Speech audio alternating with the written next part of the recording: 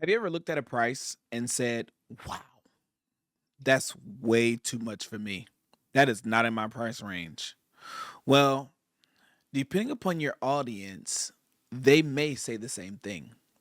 And in this short video, I'm going to show you how to understand and better approach your target audience when you're talking about price. Now, I was having a conversation with my barber today, and it was interesting because we were talking about just where he was in business and everything like that. And he said, I have to get the such and such price in order to work with you. I said, where did you get that number from? He said, when we first were talking about it, you said it was that price. And I got immediately afraid because I didn't have the money at the time to invest in your services. I said, oh, so you may not be the first person that has thought that when I suggested or said my price. And it caused me to think about the psychology behind not just pricing, but the people that I'm pitching to. It's so interesting that that situation opened up the my audit book in my brain, and I said, wow, well, maybe initially I was marketing to the wrong group of people, which is why I wasn't getting the sales that I wanted to get. And oftentimes it's not your solution, it's not your offer that's the problem. It's who you're offering it to. Because depending upon who you're offering your solution to will determine whether or not it is something that is ideal for them, one, and also is it something that they can actually afford. Now we understand, and I always say this, that affordability is not necessarily a actual problem for most. However, if you've done your due diligence in your market, then that won't be the case. However, for you who are watching me, you probably have a market problem more so than you have an offer problem. Now, there are some markets that you just should never go into.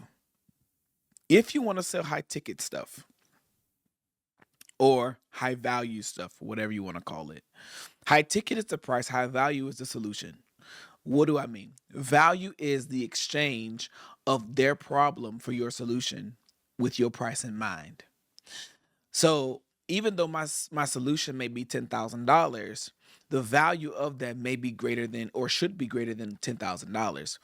If the value of the thing is less than, or if the value of the thing is equal to the price of the thing, then it's not a good offer, and it's not a good price.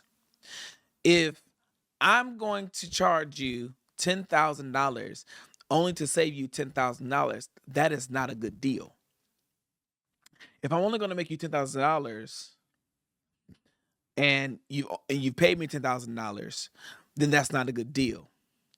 If if I'm only going to, I hope you get what I'm saying, right? In comparison to what you're positioning your offer against, if the price doesn't make sense in that regard, then it's not a valuable offer, or it's not a valuable offer, and the price doesn't make sense. Okay, so when we're talking about markets, and for those who are watching me, you know that I charge a lot of money to work with me because it just makes sense for what I want to do in my life and the solutions that I carry for people. Um, High price is never the issue when you're dealing with the type of audiences that I'm working with. When you take into consideration your market, it makes communicating to them a whole lot different. The psychology of a buyer is what state of mind they are in when they are in the process of making a buying decision. When we're talking about psychology, we're talking about the perception, the analyzation, and also the decision that comes when you are about to buy something.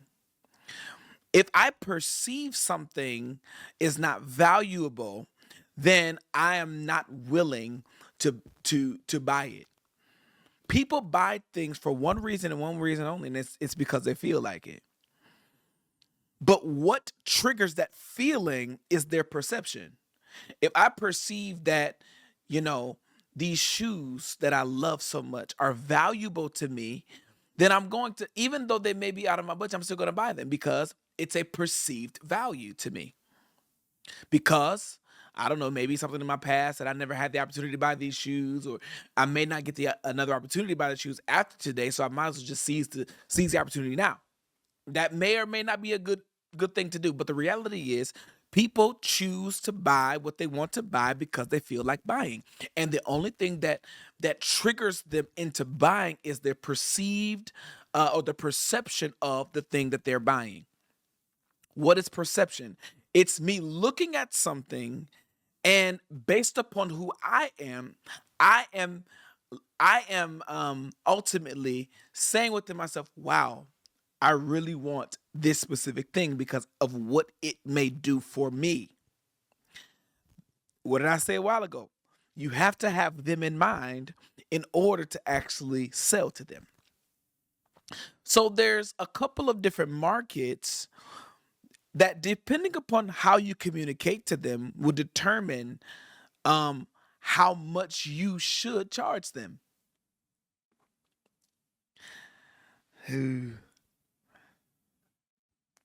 I want the record to show today that you may not necessarily even have a price problem, an offer problem. The real problem is the market.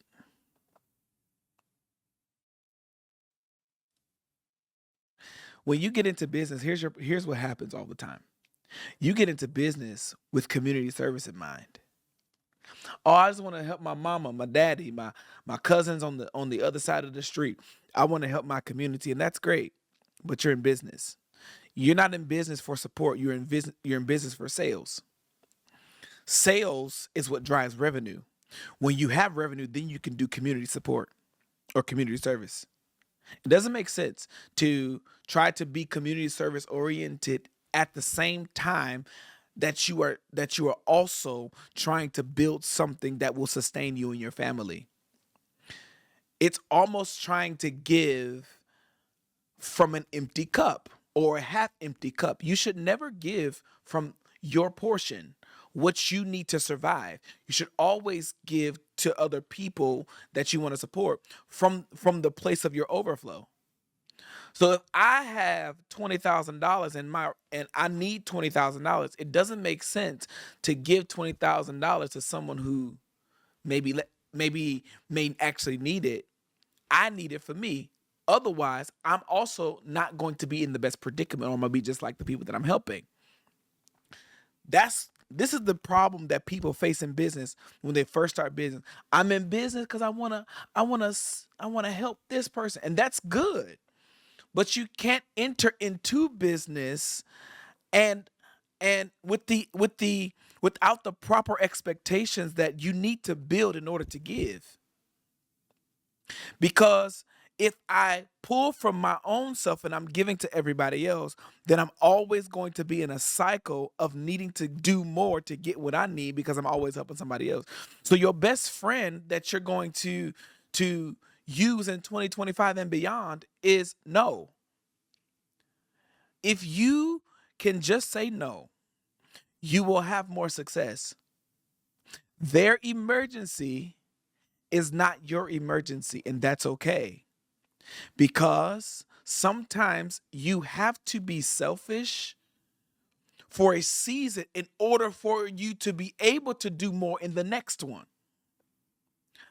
I'm not saying that being selfish is good all the time, but if you are in the process of building something, you need to focus in on that and not worry so much about trying to help other people. It doesn't make sense. Small rant.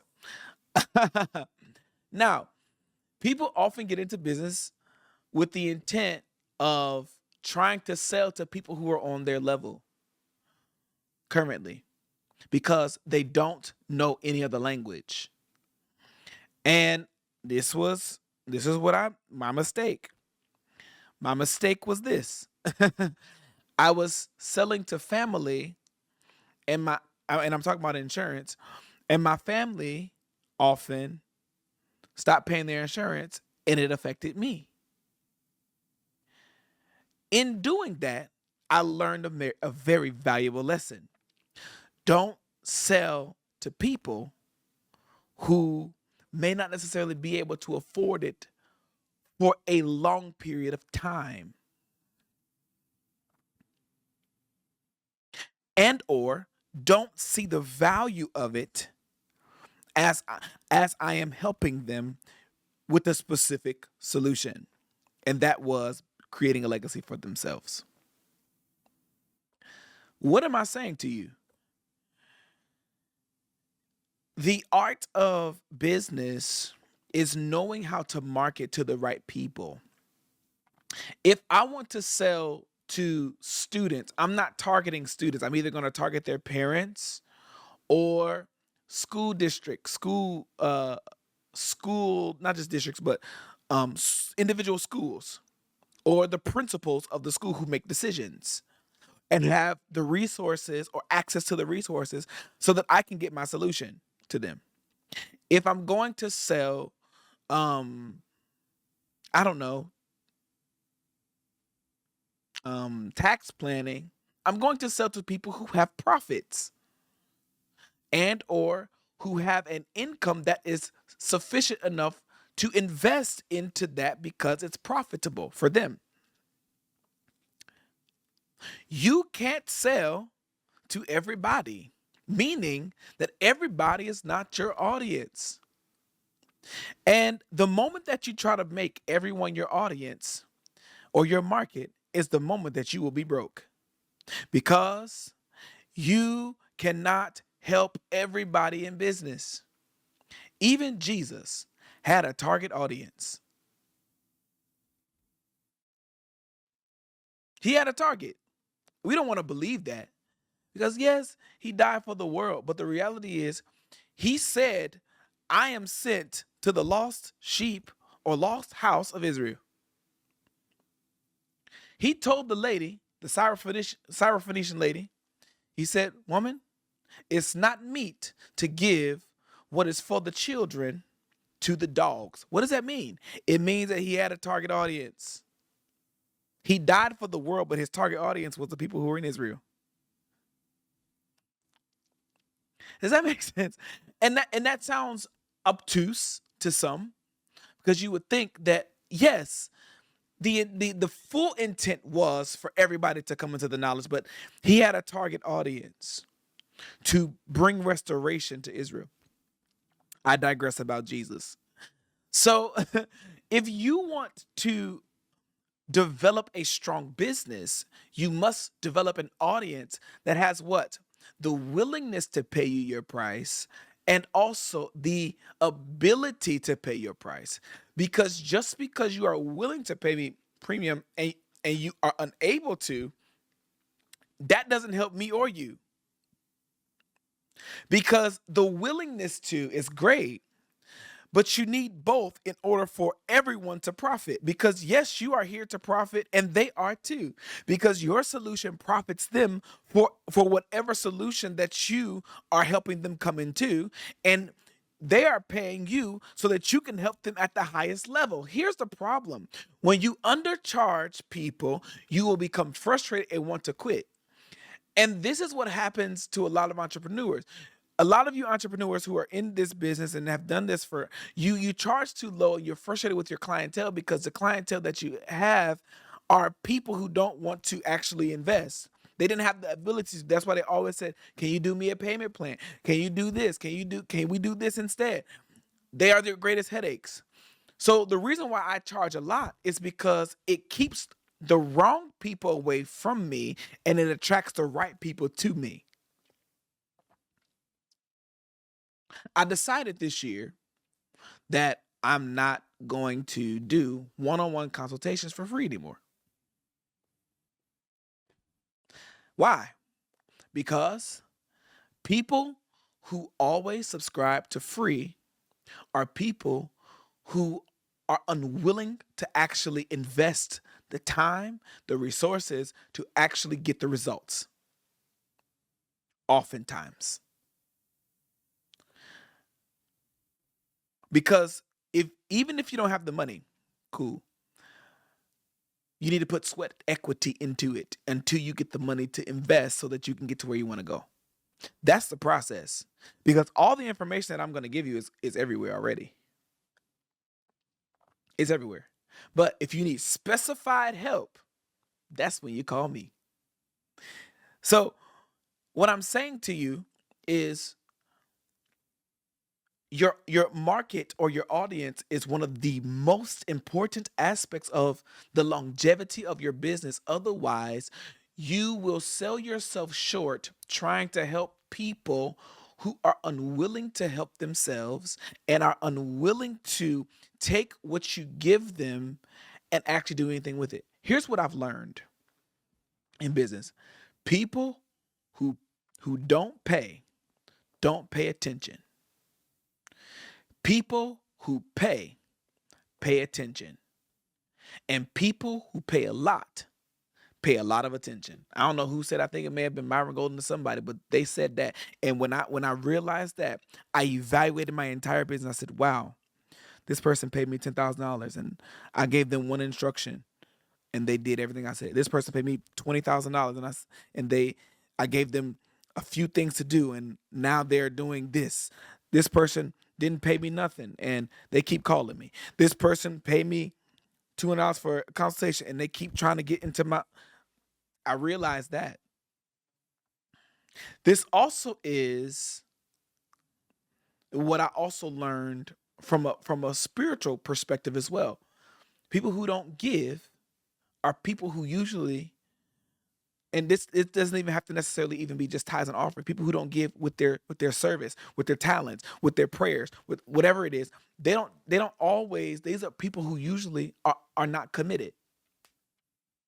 Because where your treasure is, there will your heart be also. If the heart follows the pocketbook or the pockets, then there has to be some financial transaction that validate whether or not you are actually committed to this process. So when I say, hey, I'm giving you this, I'm teaching you today, this is not free content. This is investment content so that if you do what I tell you to do, you'll come back and pay me. This is community service content, which is why I don't do one-on-ones for free anymore, because I have all of the content that you could ever ask me is here, or in the future it will be there. I hope I'm making sense. So let's talk about the markets. I'm done. So you have three different markets generally. Okay. You have the market of those who are always worried about paying bills. This market, the people within this market are those who are worried about bills. If you try to sell them something for 10,000, they're gonna be like, I don't know how I'm gonna do that and pay my bills. Now, here's the caveat. They may not necessarily have the resources, but they may have the will to get the resources to invest into the program because they believe in themselves. So just because they don't have the resources does not mean that they don't have the will to get the resources so that they can come invest in you because they believe in themselves. Because one of the things that you have to understand is that people don't pay you because they believe in you only. They pay you because they believe in themselves and that they see something in you that they also see in themselves, and that they understand that in order to reach where you are, or get to the level that you're on, they have to invest upwards. Okay? So the people who are always worried about paying bills have no dealings or don't have a desire to actually go beyond where they are often. There are the exceptions always. Then you have the middle class market. These are the people who are always worried about making sure they have good credit and their debt is paid. These are not necessarily, these are they're surviving. The people who are worried about bills are just starving because they're just, I just got to get my bills paid. If I could just make this amount of money to pay this bill off. That's a starving mindset. The middle class says, I just got to make sure my debt is paid. My credit is good. And that I can take care of what I can't. I can take care of what I actually can't afford. Now, this is not necessarily a bad thing because people get mortgages, people get cars, all the stuff. We've all done it. No, it's okay. However, there are also those in that will say, you know what? I need to get out of where I am right now.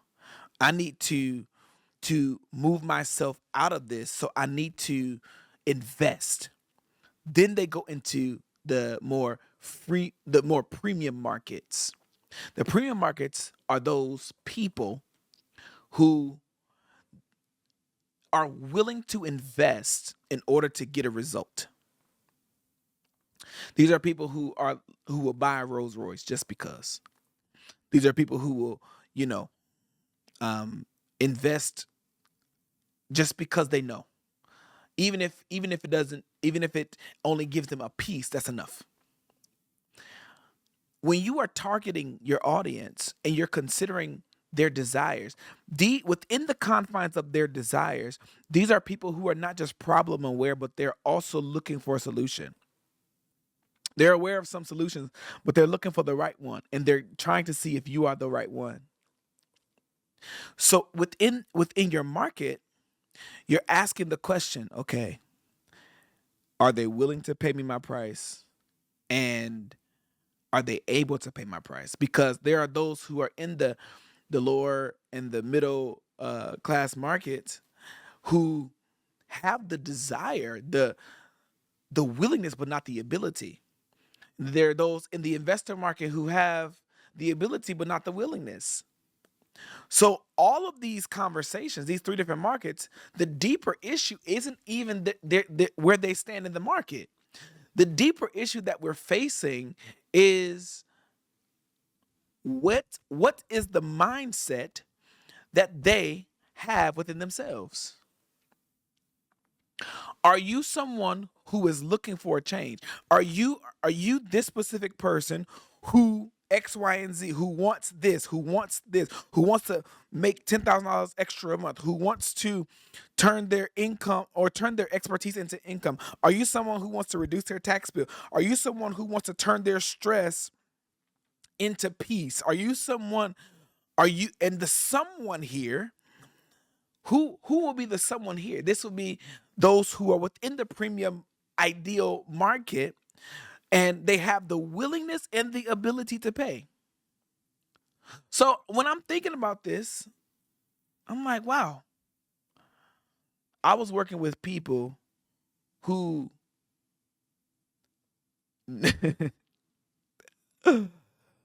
sometimes was willing and sometimes was able. But now I'm very specific. I only work with those who are willing and able. This is when in business, this is a partnership. But the results and the responsibility is placed on the people that are investing. There's only one guarantee, and the guarantee is not on me, it's on you. My only responsibility is to present what I need to in order for you to get the result. Your responsibility as customer and or consumer is to do what I tell you to do. And then if it doesn't work and you've done everything, we need to reevaluate if what you're doing is the right way for you. So what am I saying? You don't have a price problem, a solution problem, an offer problem. You have a market problem. Who is your market? What are they thinking about when they're about to buy your service? When they're going to the mall, what are they thinking about? Are they worried about their bills that they got to pay tomorrow? Are they worried about, rent? Are they worried about those things? So when you're communicating to them, you have to become a little bit more specific. Are you a coach who makes $10,000 per month? That puts away coaches who are not. Are you an executive who is struggling with trying to remove stress from their minds, but are trying to also reach their financial goals or career goals, whatever? Are you a married man who wants to leave a legacy but is um, unsure how to? Are you Who are you? Executives are like coach. Are you a consultant? Are you a athlete? Are you a woman? Are you in ministry? Do you have a church? Do you have a retirement? These are all things that you put into when you're identifying who you want to help. So when you're doing this, instead of thinking about the ideal, or not even the ideal, instead of thinking about who it will make sense to help, think about who you actually want to help. Who is my ideal person that I will work with every day, that I know will pay me, but I know also that I can help them get the result because they have the mindset that is necessary for them to do so. When you ask these questions, you can now create your ideal customer. I do an exercise with my people, my students, mentees, and I have them write down everything about this person. Most of the time it's themselves, but other times it's a person, whether it be male or female. They know what they look like, what they sound like, what they're thinking about, what their um, ambitions are, what they want next year, what they want in 3 years, what cologne they wear, what perfume they wear, what they weigh, um, who they're married to, are they, what religion they are. They know, like, because when you have this ideal person in your mind, it helps you stop speaking to everybody in your marketing, and it helps you only to speak to one person.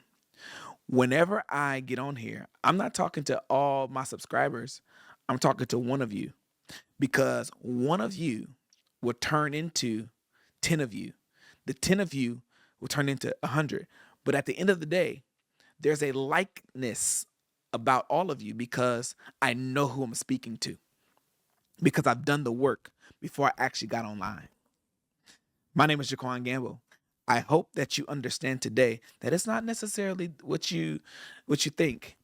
It's not your offer. It's not your price. It's not even your solution. It's not your system. It's who you want to help. From today, you need to figure out who you want to help and help them at the highest level so that you can get the highest reward, and they can too. Peace.